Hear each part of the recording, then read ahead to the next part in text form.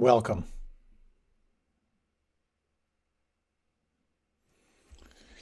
There's a story about a coach who took one of his kids on the team to the side and he said, son, your problem is you're ignorant and you're apathetic. And the kid looked at him and said, Coach, I don't know what that word means and I don't care. There's so much going on right now. It's easy to want to tune things out. Maybe you've noticed that it's hard to stay open when there's so much raw pain and struggle going on in our culture. I know certainly it is for me. I'd like to talk about something tonight which is pretty potent. I think it's important for our practice, but also whenever we're going through challenging times. And this is the term spiritual bypass. There are four parts to what follows here with the little bit of time I have with you. The first is premature transcendence, bypassing what's really going on in the name of spiritual idealism. Secondly, I'd like to talk about the avoidance trap, the patterns that tend to show up of how you might be avoiding what's going on. Thirdly, I'd like to talk about the tools for getting in touch with reality, like what is it you can do to actually practice this reality-based discipline? And fourth, what does it mean to cultivate a reality-based practice? Offering these talks over the years, I get a lot of feedback. And recently, a number of people have asked me, why haven't I spoken more directly about all the political situation going on right now? A lot of feedback, people saying you should speak more on this, speak less on this. I get some emails from people saying Dharma teachers are not supposed to be political, so don't go there. I get other emails saying Dharma teachers are supposed to be political, you should be talking about this. I get emails from people saying you need to be a voice for those who have no voice, such as the animals. I have others saying, don't lay your dietary philosophy on me. My intention is to share the practices that will help you determine what's most skillful in your life. Thich Nhat Hanh spoke so beautifully about being the calm one in your boat, that if you're calm, everyone else will be calm. While there's so much going on, and I have all kinds of opinions, and I do reference all that's going on here, how I think I can best support you is to try to share with you the practices that can help you source yourself so you feel like you are living your authentic life. So a little bit about premature transcendence or spiritual bypass. For many years, I taught at the World Bank, and I would do this free lunch lecture in one of those auditoriums that were, had the seats up high, like stadium seating. And one time, I would always kind of start off by asking people to close their eyes and think about the word meditation and call out whatever word they associated with the word meditation. And someone would call out over here, bliss. Someone else would call out over here, no thoughts. Someone else would call out over here, happiness. And then someone in the back, and I could feel the smirk in their face, that said, pain, humiliation, and obsessive thinking. And my response was, oh, you meditate. Maybe you've had that experience in your exploration of meditation, where you're thinking, wait a minute, I'm not supposed to feel this. I'm supposed to feel good. I'm supposed to feel spacious. I'm supposed to feel this non-judging awareness thing they're talking about. What about this dreariness? What about this depression I'm feeling? What about this jealousy? What you contact in meditation oftentimes is what's really happening. Above the line is what you're aware of. Below the line is what you're not aware of. And when you relax and pay attention, that line begins to move and you begin to feel things you maybe hadn't felt before or hadn't felt in a long time. You begin to notice thought patterns you hadn't noticed before. You begin to notice beliefs you hadn't noticed before. It's an amazing, amazing process, but it's also kind of terrifying. And sometimes we don't want to feel it. So the term spiritual bypass was kind of coined by John Wellwood, who died in 2019. This was in 1984, and this is what he said. He said, spiritual bypassing is a term I coined to describe a process I saw happening in the Buddhist community I was in, and also in myself. Although most of us were sincerely trying to work on ourselves, I noticed a widespread tendency to use spiritual ideas and practices to sidestep or avoid facing unresolved issues or psychological wounds or unfinished developmental tasks.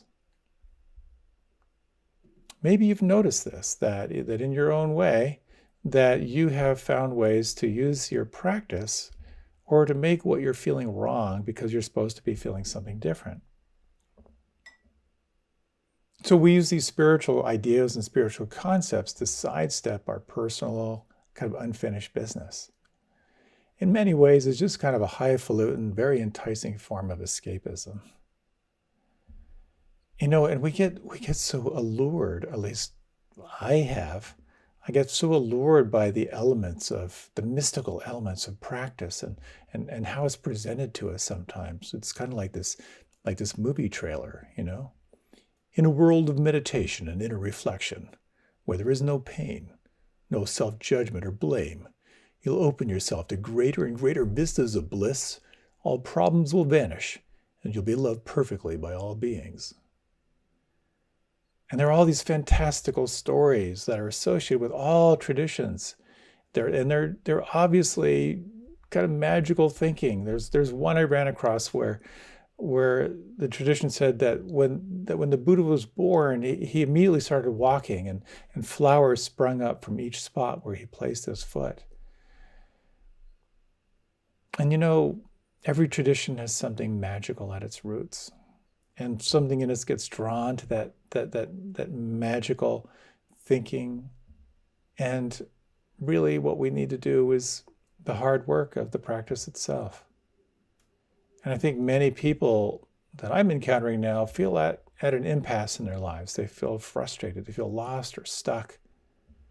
And I have known for myself in the different communities I've been part of that many, many people with very sophisticated practices don't manage to get under the deeper issues in their life. And a lot of it has to do with self-compassion. Such a challenging thing to learn. So in any tradition, it's very easy to get caught up in the bells and smells. But this waking up stuff, it's tough. It's hard business. To paraphrase T.S. Eliot, he said, what we're engaging into in spiritual practice will cost you no less than everything. So a little story, a little illustration. This was on a retreat where a woman was meditating, and she noticed that this anger kept coming up in her meditation, and she kept trying to swallow her anger. She'd meditate, she'd feel this irritation, she'd feel this energy kind of bottled up inside. And she began to realize that a lot of it, as she really sat with it, and sort of sense what is the root of this anger? That a lot of it was in relationship with her mother. Her mother was extremely narcissistic, had very little of a capacity to be aware of her or listen to her. And she realized that what she was sitting on in her meditation was years of this habit of not telling people how she felt, of not trusting that people were interested in her, of not being able to say what she needed. Seeing that was so hard for her. And she couldn't think of any other options because it's really all she knew, this sense of looking for love with someone who was so self-absorbed they couldn't give it to her. But she managed to stay with it in her practice, and more later on how she worked that. And as I've had the good fortune in my life to be with people who've been untying really, really deep knots in their life, I find myself saying when they kind of lay out their issues, I can't help but say, well, the bad news is that this is really, really sticky stuff and it runs really, really deep. But the good news is you're onto yourself. And that's so powerful to be aware of what's underneath that line, the unseen, the unfelt forces. It's so powerful and it ain't easy. So it's a very interesting question to ask yourself when you're challenged, when you're angry, when you're frustrated, when there's some very, very deep unmet need. Here's the question. In those moments, what are you not willing to feel? That question will really bake your noodle, as the oracle said to Neo. What are you not willing to feel? We'll come back to that question in a little bit. But getting onto yourself is the key. And a teacher outlined some of the ways, some of the patterns of how we tend to get caught in the spiritual bypass and how we tend to kind of avoid what may be really going on. So some of these, as I kind of go through them, you might relate to, or you might know someone who's kind of like this. If you ever met, first of all, someone who is pathologically positive all the time. There was someone I knew very well who was a manager, managed a lot of people. He kind of ran a whole organization. And everywhere he went, he would high five people. And then the feedback started coming back that people felt obligated to high five him whenever he was there, when they didn't feel like high fiving. Even when they were angry, he would want to cover it up by throwing a high five and kind of force the positive. And like, that's just negative thinking. We need to think positive. We can do it. Turn that frown upside down. That sense of being the eternal optimist, or the pathologically positive optimist. It's a way that you can override what may be really going on under the surface. Another element that we can have is this sense of self-inflation, or a sense of self-aggrandizement, where you might hold yourself higher than others. In my ashram days, because there were people who moved in at different times, and there were different benefits for different levels, that they created levels of people, all based on seniority. So there were the founders, and there were the elders, and all the way down. And I was stunned sometimes at how people would get identified with being an elder.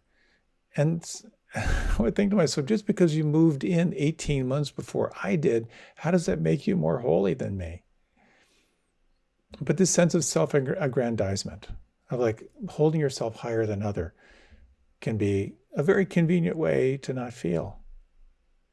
On the other hand, where you might have a sense of inflation, there can be a sense of deflation, where if you are identified as a victim, or you're identified as a sensitive, wounded person, sometimes that can be a form of escape. I'm too sensitive for this situation. I need to leave. This is too toxic for me.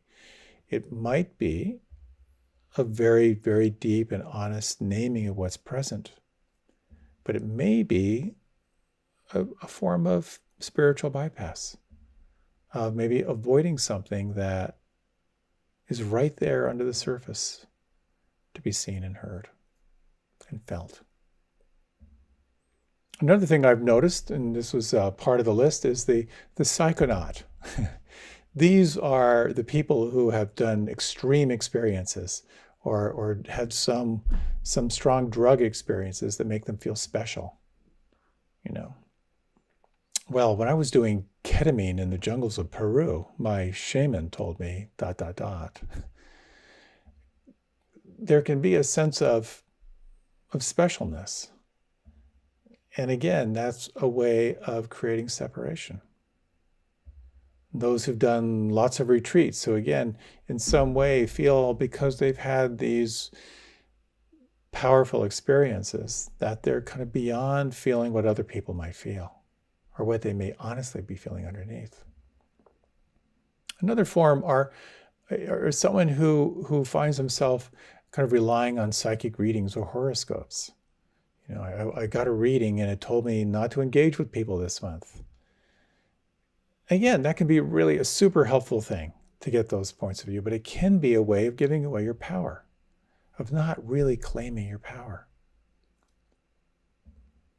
Spiritual idealism around sainthood, and boy, I've seen this one. Spiritual people are always kind. Therefore, I'm going to keep acting kind, even though I'm feeling rage underneath the smile I have on my face. When that one pops, it gets really interesting. Another one, like people who, and again, I don't need to make fun of this because I relate to each one of these in my own way, but someone who, in the same way, like horoscope or psychic reading, like having a spirit guide. Again, it can be a way of avoiding responsibility for yourself and kind of avoiding like the courage and resilience required to know what's true for you. It's the same way with spiritual teachers, where everything is about the spiritual teacher rather than owning it from the inside out. Another way that I've seen in spiritual communities I've lived in is those who sort of use prayer as a way of bypass. Well, I'm going to pray for guidance. I'm still praying for guidance. And again, there's a beautiful quality of prayer, no question about it, but every coin has two sides. You know, one side is this beautiful attunement to truth. The other side of the coin is perhaps not fully engaging below the line. Certainly, guru focus is a big one. My guru said this, my guru said that. My guru experienced nirvikalpa samadhi, and he said it's okay to eat meat. Relying on gurus can be very, very helpful, and it can also be a trap, particularly relying on dead gurus. As someone said, it's one of the best lines, dead gurus don't kick ass. That you can find the teachings from a guru to justify anything you want. But again, guru, if you break it down, gee, you are you. It's about awakening the inner guru rather than an overemphasis on the external guru. Finally, another way that we can kind of move into spiritual bypass or avoid what's really true is to get involved in finger pointing. And I get caught in this one all the time of pointing out the hypocrisy in certain political parties or pointing out the hypocrisy in certain traditions, looking at the faults of other people, rather than looking and taking responsibility for my own. So these are just some of the ways that we can get caught in spiritual bypass, that we can find ourselves moving away from what is true and moving into some form of idealism. Somewhat exaggerated. I'm not meant in any way to make fun of anyone or hurt anyone, but these are elements that I have found. And I think I've fallen into every one of them in some way. But the real question, it all comes down to this. How do you avoid taking full responsibility for your life experience? Someone said, do you want to be right or do you want to be free? And how do you maintain a practice that's dedicated on this? And dedicated that is practice that is dedicated to cultivating piercing insights into the nature of reality. That's what I'm on for. That's what excites me. Seeing into the nature of reality. And if that means I have to blow up my spiritual idealism, bring it on. Because in my own journey, I've been involved in all kinds of magical thinking. So a lot of this is Now looking at what are the mechanisms for staying present to reality? How do you shift from bypassing to really coming in contact with what's there? Well, when we tend to move into bypass, we oftentimes tend to find ourselves either moving into some form of aversion, judgment or anger or blame that's right underneath the surface, or there's some kind of craving, wanting fantasy, or there's worry, or there's doubt, there's self-criticism, there's the paralysis that we get locked into, and we don't want to feel those things. And I'm just, as I was thinking about this, I was thinking about that scene in the movie Network, also the Broadway play, where the main character says, "I'm mad as hell and I'm not going to take it anymore. Go out to your window and shout it out to the world." And there are all these images of people going to their window in New York City and shouting, "I'm mad as hell and I'm not going to take it anymore." And it kind of points toward a big one. Because quite often, what we're bypassing is the difficult stuff. It's the hard stuff. And a big one is anger. This anger is this gigantic emotion that kind of arises in the ocean of consciousness. And quite often, it's got all kinds of suppression around it. There's a lot of fear around anger, the fear of doing harm to ourselves or fear of doing harm to others, the fear of being out of control, the fear of cutting ourselves off from those we love. This bypass is a defense mechanism, and it's really, really powerful. And the woman I mentioned earlier on retreat, who was sitting with all these memories of being in relationship to this narcissistic mother who couldn't give her what she meant, and all of her lifetime of accommodation and trying to please and satisfy. Well, what she began to get in contact with was a very, very deep sense of anger and rage. And so as she kind of worked this issue, she engaged in the practice of RAIN, which you may be familiar with. It's such a great, great formula to recognize what's happening, to sense if you can allow it, if you can accept it, and then to investigate it. And then to nurture what you find with loving presence, with kindness, compassion. And then to rest in presence afterward. And so as she was getting more familiar with this practice of RAIN, and she felt this wave coming, and she saw the mechanism of this feeling arising inside, the kind of the hard swallow trying to hold it down, and she recognized it, and she said, here it is again. Here's this reflex of something's wrong and I need to jam it down as deep as I can. And so when she recognized it, she then moved to the A of RAIN, which is, can I allow it? Can I accept this experience right now? It's important to point out that sometimes we can't. You may not have the energy, it may not be the right timing, it may feel like too much, it may feel really traumatizing. But for her, it was like, here I am. And actually what she thought was, here it is. I know the practice is to turn toward it if I can. And she thought, what would happen if I really felt it?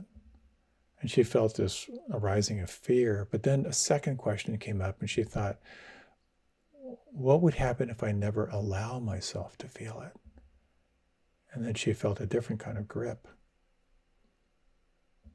So this opened the possibility for her to kind of turn toward it. And she, as the practice goes, she moved into the somatic inquiry to explore where she felt it. And she could feel it all through her guts and up through her chest and up through her throat. It was really kind of a full body clench. And the more she could make room for it, the more she could sense it, the more she could name the components. And, anger is an interesting word because it's always a composite of many, many other words and emotions. She could feel, the anger. She could feel the disappointment. She could feel the shame. She could feel the rage. She could feel the bitterness. And as she sat with it and kept letting it get big, she could feel just this searing hurt, this searing disappointment, and the bitterness at the very root of it, like she described as kind of a bile inside. And the next stage is to explore the N of rain, to call on loving presence. And it was particularly challenging for her because what she wanted so much from her mother wasn't really able to give her. And so she explored, how could I give this to myself? She thought of others. She had some aunts that adored her, and she began to explore ways that she could hold it in some kind of kindness or compassion. And she began to feel a shift. She began to feel this bitterness begin to soften a little bit. She could feel a little bit of sweetness beginning to come in around the edges. And this became her practice of just calling on this capacity to hold that deep searing wound with compassion and ease. Now, of course, it's not like the room filled with white light and all of her problems went away. She left the retreat knowing how much she had to explore, to begin to speak up for herself, to begin to even sense what she needed, let alone express it to other people. But her life was fundamentally shifted when she recognized that mechanism of bypass and the mechanism of deeply coming in contact with what was true for her and what was right there. So I thought it might be interesting just to do a short exploration. We don't have a lot of time left, but just to kind of sense how this works for you. We'll take just a few minutes for this. If you like, you can close your eyes, and if you would, just take 3 slow and full deep breaths.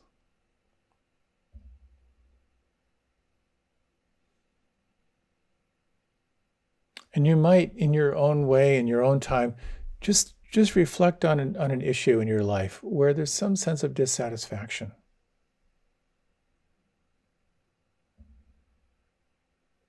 Some form of separation.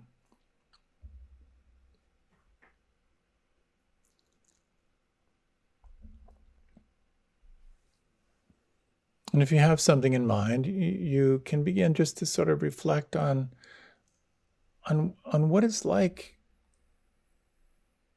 just to make room for that sense of dissatisfaction.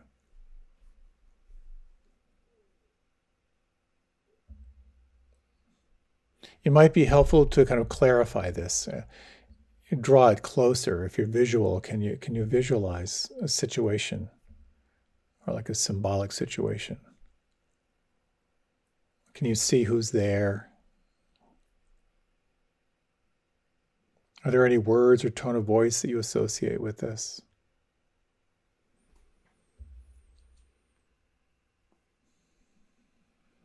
And you might ask, is it okay to be with it for a few minutes right now? And just sincerely sense, does it feel okay? If not, you might choose another issue. And if so, you might just take a few moments and just ask the following questions. When it comes to this particular issue, is there anything that you're not willing to feel? And can you begin to explore somatically to sense what it feels like inside? How does your nervous system hold this issue?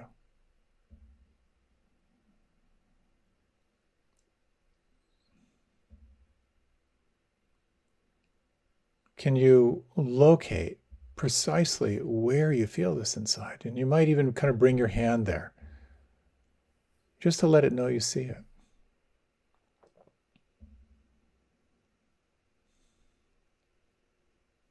Are there any emotional words that might resonate with this felt sense or feeling inside?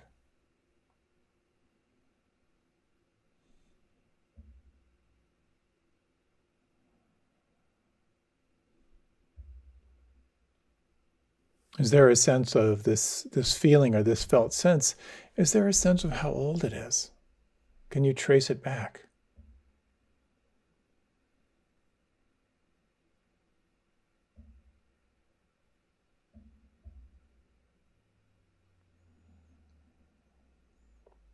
And can you sense what it's like to offer it some kind of loving presence, some kind of empathy or compassion or kindness? How does it shift or move or change?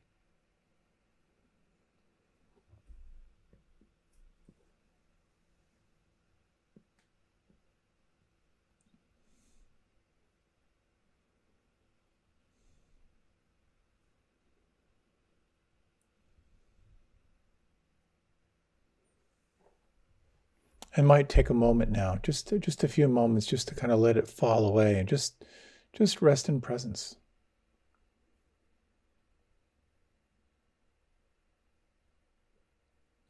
Just sense what may have shifted.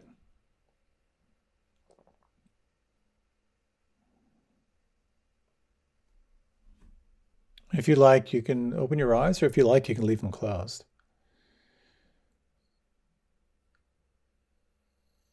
When you can begin to recognize some form of bypass or avoidance, and when the timing is right to turn closely, to look closely at it, it can be quite powerful. Here are some of the things that you can do to kind of wake up out of this tendency toward the bypass. One is to really cultivate an open mind, an open-minded attitude. To really acknowledge that you'd rather be free than right. I find that to be so helpful. May I be awake to what is true, to what is real. It can be helpful to examine the light and the dark side of yourself. Every coin has two sides. One side of the coin may be your ambition. And that ambition has really carried you forward in life. But the other side of the coin may be a tendency to override certain feelings or emotions, or to numb yourself in some way. It takes a certain kind of courage to face your cognitive dissonance, to recognize when you may not be in full integrity. And this is the most valuable thing in the world. Get feedback. One training I did many, many years ago was so powerful. And that was really to kind of ask, how do I show up in your life? And ask for sincere feedback. Someone who will tell you how you actually show up in truth, some of those most valuable feedback you will ever get. And this is the power of community, the power of being with like-minded people, being around those who truly want to wake up. And part of this is the willingness and the courage and the determination to face and feel your pain. That when you feel anger, when you feel disappointment, to look at it clearly and brutally honestly. To sense, what is it that I'm holding on to? What is it that I'm not willing to feel? It's not boring. And again, this whole idea of the reality-based practice has been a real touchstone for me. Wholehearted and enthusiastic cooperation with reality. That's what this practice is all about, and penetrating insights into the nature of reality. And so we have this analogy, or this allegory of the Buddha. The allegory of the Buddha's life is the hero's journey. And the hero's journey is your journey. Something has called you to be more awake. You have responded to that call. And as you respond to that call, on the hero's journey, you are beset by trials. And you keep going. And the question is, what do you need to keep going on your path? What would most nourish you on your own personal path of awakening? The bad news, you will slip into spiritual bypass all the time without even knowing it. The good news is you're onto yourself, or you will be onto yourself eventually. So remembering that some of the signs of spiritual bypass in your life are the times when you're not focusing on the here and now, when you're living in some realm, either in fantasy or planning or some form of spiritual idealism. If you ever notice that you're overemphasizing the positive, or you're avoiding the negative, if you find yourself getting self-righteous about your spiritual path or about enlightenment, if you find yourself getting overly detached, because the shadow side of detachment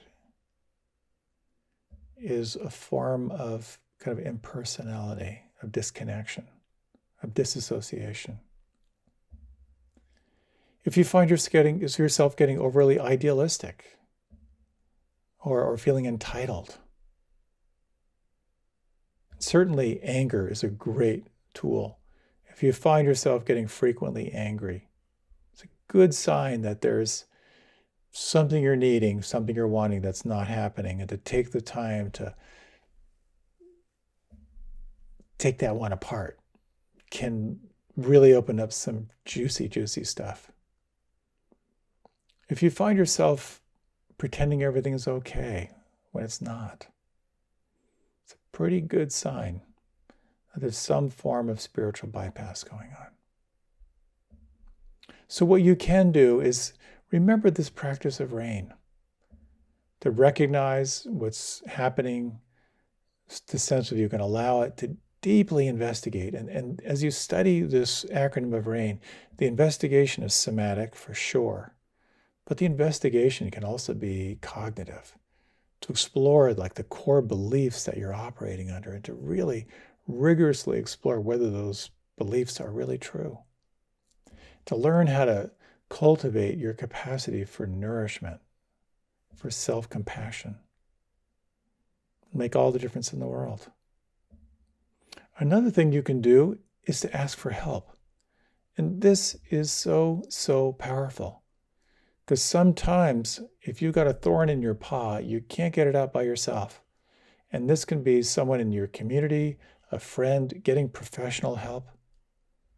To recognize that your intention to be free, to be truly free, means anything that works to help you get free. And the most challenging thing there is for some people is to ask for help. It certainly is for me.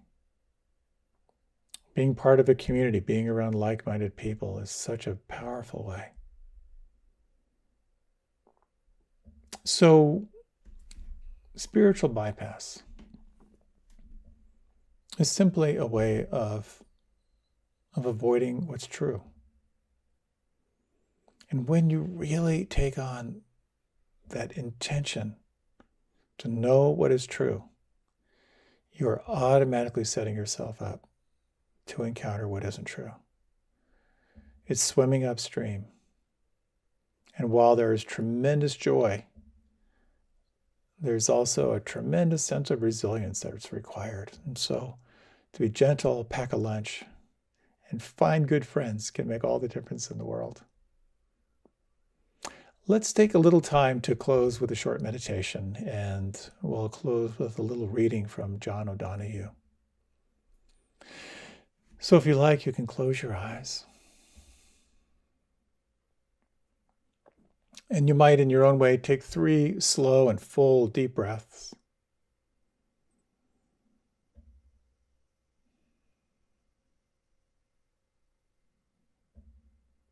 And in your own way, honor that which has called you forward in your life, has called you onto your path.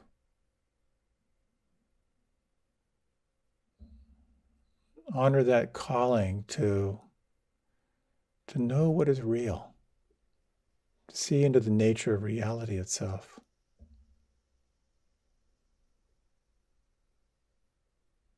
And if just for a moment, imagine that you could invoke a deep and wide sense of compassion and kindness. And imagine that just lubricating your life and lubricating your path. That you might be guided with a greater sense of ease. And taking in these words from John O'Donohue, in this piece entitled For Presence.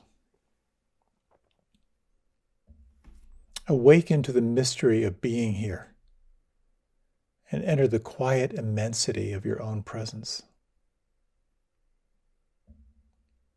Have joy and peace in the temple of your senses. Receive encouragement when new frontiers beckon. Respond to the call of your gift and the courage to follow its path. Let the flame of anger free you from all falsity. May warmth of heart keep your presence aflame. May anxiety never linger about you. May your outer dignity mirror an inner dignity of soul. Take time to celebrate the quiet miracles that seek no attention. Be consoled in the secret symmetry of your soul.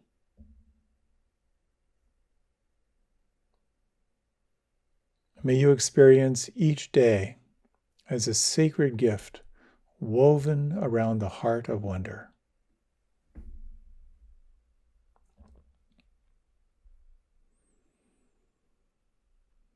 In these final moments, take this time to wish yourself well and to wish all beings in all directions without discrimination, wishing them well. May all feel peace. May all feel safe. May all feel free.